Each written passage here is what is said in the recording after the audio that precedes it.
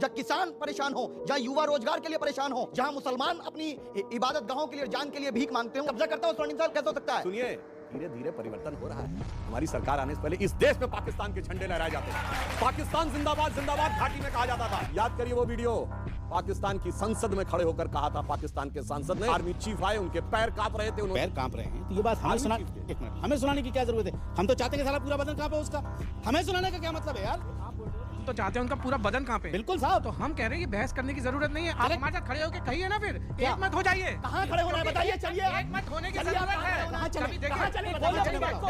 जैसा मेरे गुरुदेव ने कहा, जैसे बादल छटते हैं तो हमें क्या दिखाई देता है? मौसम साफ, सूर्य दिखाई देता है, हिमालय भी दिखाई देता है। तो वो जो बादलों में सनातन को छुपा दिया गया था, वो बादल छट रहे हैं। 2023 में बादल छट रहे हैं। और आपने बोला कि वो पूरा कांपेंगे, वो पूरा कांपेंगे। आप जो अभी यहाँ बोल रहे हैं, आप सब एक सुर में बोलिए। तो आज की इस वीडियो में ऑडियंस ने मौलाना अंसार रजा और शादाब चौहान को डिबेट में बहुत अच्छे से धोया है, क्योंकि मौलाना हिंदू धर्म पर ज्ञान दे रहा था और हिंदुओं के बारे में कुछ भी बोले जा रहा था डिबेट में, और ऑडियंस सभी से कोई सवाल कर रहा था और ऑडियंस का सवाल सुनकर ये बौखला जाता था। उल्टा सवाल का जवाब देने के बजाय ऑडियंस पर चिल्लाने लगता था। तो इसी बात पर ऑडियंस ने इस डिबेट में अच्छे से धो दिया है, जिसके बाद ये डिबेट में बौखला गया और चिल्लाने लगा। तो भाई क्या हुआ आप खुद से ही देखिए आगे। देखिए, जो मौलाना साहब ने सियासत की बात की, देखिए प्रॉब्लम क्या है कि कुछ लोगों के माइंडसेट इस ढंग से भरने का प्रयास किया जाता है। मोदी जी ने तो सबका साथ सबका विकास की बात कही। हमने जो निर्धन लोगों के लिए, वंचित लोगों के लिए योजनाएं दी हैं, 70% अल्पसंख्यकों का कोई ना कोई परिवार ने किसी न किसी योजना का लाभ जरूर लिया है। यह सोचने की बात है कि इतना देने के बाद भी वोट क्यों नहीं मिलता। दूसरी तरफ हिंदू समाज में 700 रुपए की बिजली देने के लिए वोट किसी को देने को तैयार हो जाते हैं। तो यह विचार भी एक करने का विषय है कि यदि हम सबको दे रहे हैं, फिर भी कोई उस लाभ को लेने के बाद भी विकास से न संबंध रख के मन में किसी द्वेष से संबंध रख रहा है, तो मेरे विचार से इस स्वर्ण काल में हमें उस चीज का निवारण या परिमार्जन करने की जरूरत है। दूसरा, ये ग्रेगोरियन कैलेंडर का पहला महीना आ रहा है ना, जनवरी। हमारा नया साल शुरू होता है मार्च से। अब मैं एक बात कहना चाहूंगा, 2 महीने का अंतर है दोनों में। तो जनवरी, फरवरी, मार्च, अप्रैल किसके नाम पे हैं? आप जाके नेट पे चेक कर लीजिएगा, मिल जाएगा। जूलियस सीजर के नाम पे जुलाई है, अगस्टस सीजर के नाम पे अगस्त है। जिस राजा को बड़ा दिखाना था उसने अपना 31 का महीना कर दिया ताकि 30 से ज्यादा मेरा हो।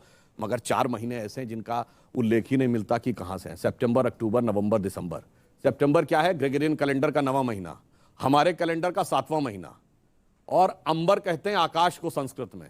जब 12 जोडियक में आप डिवाइड करते हैं, जब सूर्य सप्त अंबर में है तो वो सप्तंबर है, अष्ट अंबर में है तो अक्टूबर है, नवम अंबर में है तो नवंबर है, दशम अंबर में है तो दिसंबर। और जिनको मेरी बात के ऊपर कोई यकीन ना हो तो मैं पूछना चाहता हूं, बता दो ओरिजिन ऑफ द वर्ड सितंबर, अक्टूबर, नवंबर, दिसंबर। और फिर यदि ये सब कुछ सच है तो जिन जिन लोगों ने अपने महीने का नाम बड़ा करने के लिए 31 का महीना किया, तो सारे कटने कहां से चाहिए थे? आखिरी महीने से कटने चाहिए थे ना। तो दिसंबर 28 का होना चाहिए था, फरवरी 28 का क्यों है? इसका अर्थ साफ है कि जैसे हमारा जिस समय चैत्र शुक्ल प्रतिपदा आती है मार्च के महीने में, सारी दुनिया में एक जमाने में वही कैलेंडर था। मगर अफसोस कि आज हम उसमें आ गए हैं। धीरे धीरे कुहासा छट रहा है। शोक की पिछली रजनी बीच विलसता सुख का नवल प्रभात, एक पर्दा व झीना नील छुपाए है जिसमें सुख गात। बहुत बड़े महत्वपूर्ण आपने बात करी और बहुत शानदार तरीके से आपने बात करी। मैं रुक करता हूं आपका शादाब चौहान।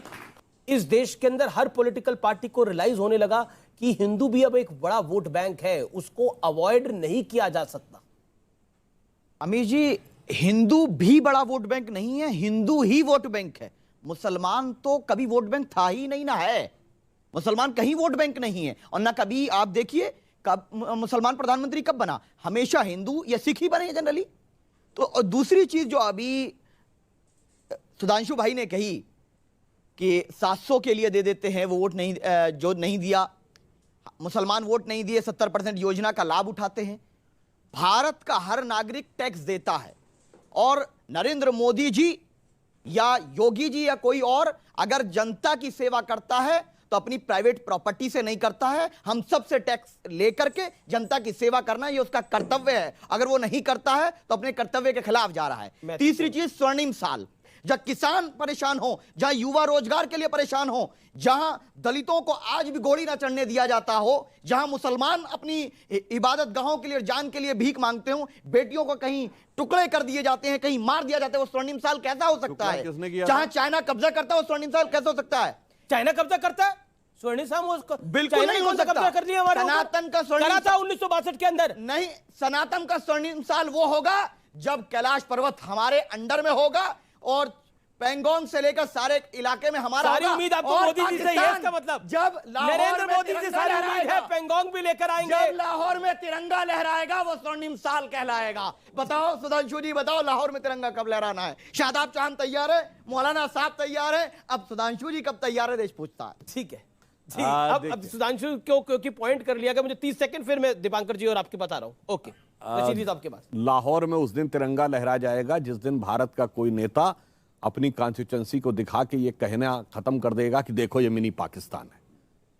और शुरुआत हो गई उस दिन की जिस दिन हमारी कहा? सरकार नाम आने से बदल- पहले बंगाल के मंत्री ने बंगाल फिरहाद के हाकिम। फरहाद हाकिम। और सुनिए, नहीं, अरे और एक और पूरी बात कर, अभी भी मंत्री है। हमारी सरकार आने से पहले इस देश में, सुनिए, धीरे धीरे परिवर्तन हो रहा है। हमारी सरकार आने से पहले इस देश में पाकिस्तान के झंडे लहराए जाते थे। पाकिस्तान जिंदाबाद जिंदाबाद घाटी में कहा जाता था, मेरी जान पाकिस्तान कहा जाता था। अब मेरी जान पाकिस्तान कहने वालों की जान सांसत में अटक गई है।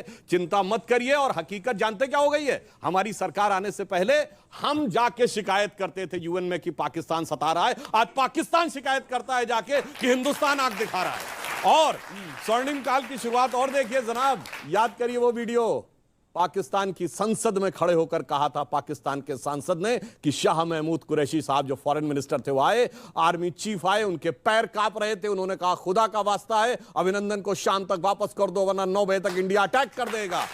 अरे जनाब, इब्तिदाए इश्क है, रोता है क्या, आगे आगे देखिए होता है क्या। जी जी जी, एक सेकंड।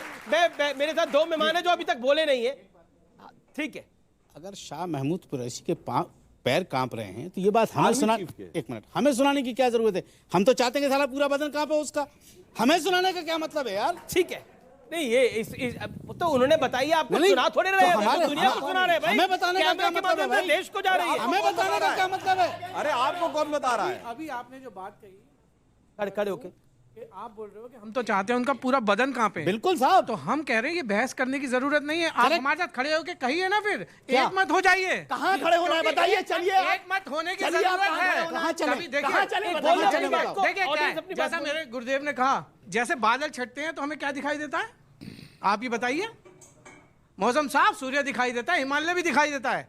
तो वो जो बादलों में सनातन को छुपा दिया गया था, वो बादल छट रहे हैं। किसने छुपाया था? 2023 में बादल छट रहे हैं। जी। और आपने बोला कि वो पूरा कांपेंगे, वो पूरा कांपेंगे। आप जो अभी यहाँ बोल रहे हैं, सनातन आप का सब एक अपमान है, सुर में सनातन बोलिए। कहते हैं, जी, जी, पूरा जी, जी। कांपेंगे। ठीक है, रशीदी इन जैसे मौलाना का यही हाल है। ये लोग डिबेट में बस चिल्लाने के लिए आते हैं और चिल्लाकर सोचते हैं कि ये अपनी कही गई बातों को सही साबित कर देंगे, लेकिन हमेशा कुछ भी ये लोग ऊट पटांग जो भी मन में आता है यही बोलते हैं। और ऑडियंस से पूछे गए किसी भी सवाल का जवाब इन लोगों के पास कभी नहीं होता है। इस वजह से ऑडियंस ये लोग हर बार सुनते भी हैं, लेकिन ये लोग इतना बेशर्म हो चुका है कि इसे अब कोई कुछ भी बोल दे तो इन लोगों को कोई फर्क नहीं पड़ता है। खैर, आपको और थोड़ा सा वीडियो अच्छा लगा तो वीडियो को लाइक कर दीजिए और ऐसे ही वीडियोस के लिए आप हमारे चैनल को सब्सक्राइब जरूर कर लीजिएगा। हम मिलते हैं बहुत जल्द किसी और वीडियो में।